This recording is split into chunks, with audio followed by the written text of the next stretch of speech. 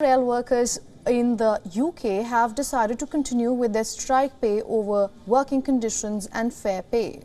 From having rounds of talks with the unions to proposing a legislation in the Parliament, the UK government is making efforts to tackle the strikes amid the inflation and cost of living crisis. And now there is a major disruption across London, with the first strike taking place on the Elizabeth line. The central section of the $24.2 billion rail line will be closed, and other sectors of the line are also expected to reduce services as union members walk out over pay and worrying conditions.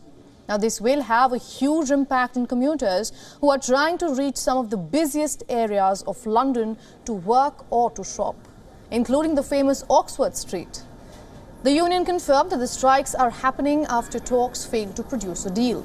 The Elizabeth line, which was opened just last May in 2021, has been hugely popular, and it carries about 15 million passengers a month.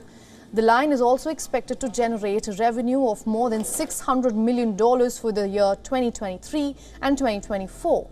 It has often come to the rescue of Londoners by continuing to run. But this will be the first time it will be directly impacted by the ongoing strikes.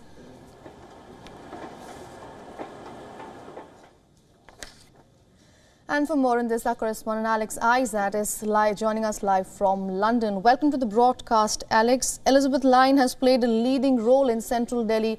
How is this affecting commuters right now? Absolutely, it does play quite a good role because it goes through all of the city.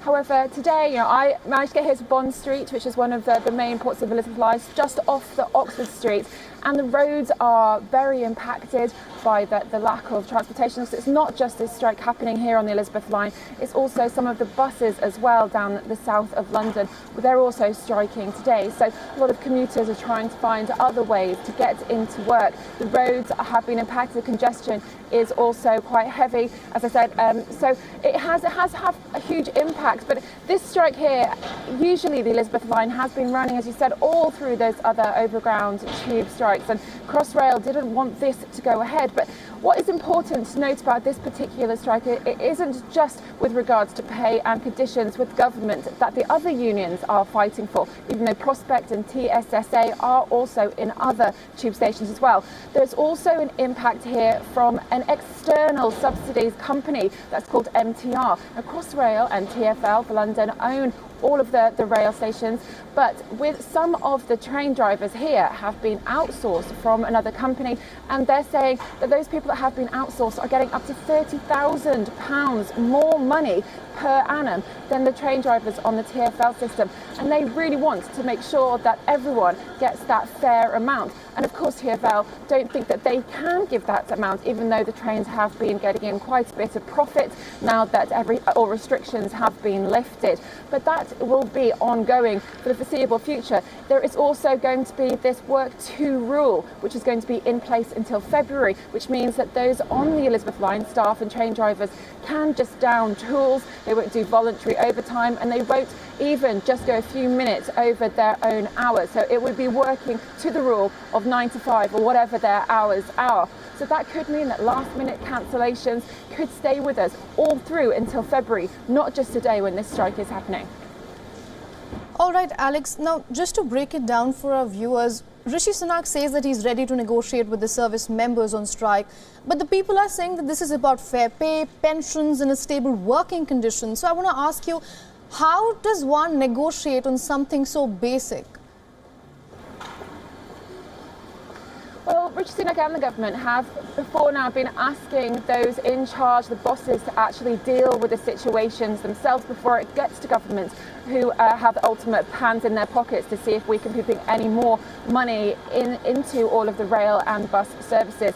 They have been asking for the managers to have a look exactly what is going on and why those conditions are being so fought for. We do understand that in a lot of the other rail strikes that they're not liking automated trains. They don't want trains to go without drivers, they want security on trains, the things that we've been seeing for years and years.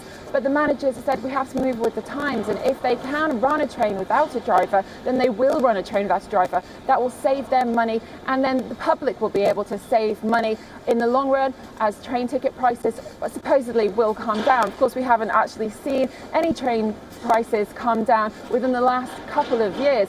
In fact, last year there was a rise in ticket prices even after this particular line was open. Here, this station has been open only since October, whereas the line itself has only been open since May. And it said £20 million or $24 billion spent on this line, and 2 years it took to build, and it's still not finished.